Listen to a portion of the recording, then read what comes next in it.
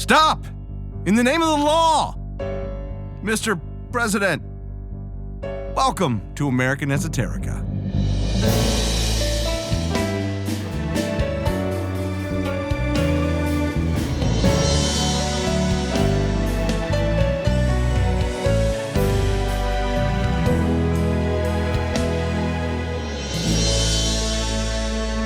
If history class gives you the crusade, this is the Indiana Jones and the Last. The essential stuff in between, the personalities, events, and other ephemera that shape our history and culture. I'm Brian Powers. The presidency is the highest office in the land, and therefore we expect a higher degree of decorum and behavior from the person holding it. We don't always get that. And I think you know who I'm referring to here. That's right, Andrew Jackson getting drunk with his buddies in the White House. But it's at least the expectation.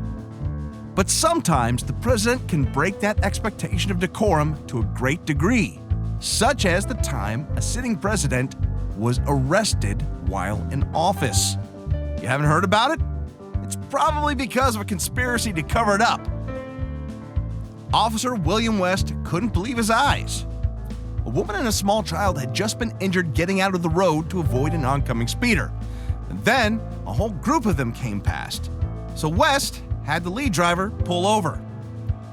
Now, after only a year on the beat, Officer West was face to face with the most powerful man in the world. West had been a soldier, a private in the Army, and a war veteran. But his training and service years earlier couldn't have prepared him for this. After receiving numerous complaints about unauthorized street racing, the police had assigned Officer West to a beat where he could catch the culprits in the act. But this was more than he bargained for. After chastising the deep breath here, Officer West, President of the United States, putting lives at risk through his actions, West let him off with a warning, which the president promised to obey. But politicians are nothing if not inveterate promise breakers, and the very next day, West caught the same scofflaw once again speeding heavily on the same stretch of road. Not only that, he was, once again, racing other drivers. Another stern warning was just not in the books. West once again had to pull the driver over, and the president, now sheepish to have been caught so soon, timidly asked if he had been speeding. Yes, West told him, and duty is duty, sir, and I have to place you under arrest. And Officer West did not waver in this duty, hauling the president down to the police station, where he posted bond and was released. The president failed to appear in court the next day, however, and forfeited his bond. West later recounted that the president was concerned for his career, particularly because Officer West was black. And the president made special entreaties to the higher-ups to prevent West from being punished over the matter. The two allegedly stayed friends for years after. Now, you may not have heard about this incident. There are no contemporaneous accounts in the newspapers from back in '72 when it happened, so many have cast doubt on the facts as they've been spelled out.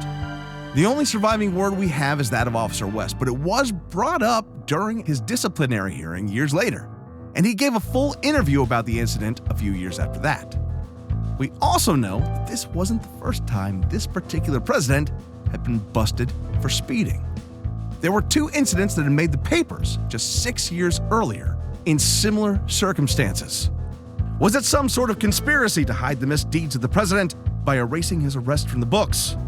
Or is it simply the fact that the whole thing allegedly took place not in 1972, but in 1872, and the president at issue was Ulysses S. Grant?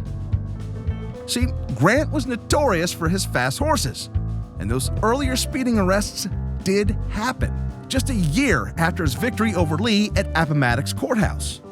Your boy Grant definitely made street racing cool long before Vin Diesel came along way back in 1866. Side note, Hollywood, I've got a prequel idea that's gonna knock your socks off. Call me, baby. We may never know if the 1872 arrest actually took place. But as for me, I'm inclined to believe Officer West. He upheld the principle that no person is above the law, not even the president. This has been American Esoterica. All sounds were made by me, Brian Powers. Did I get it wrong? Did I get it right? Just want to catch a horse race with me? Drop me a note. The address is yell@AmericanEsoterica.com. More information on the show and its episodes can be found at AmericanEsoterica.com. Thank you for listening, and God bless America.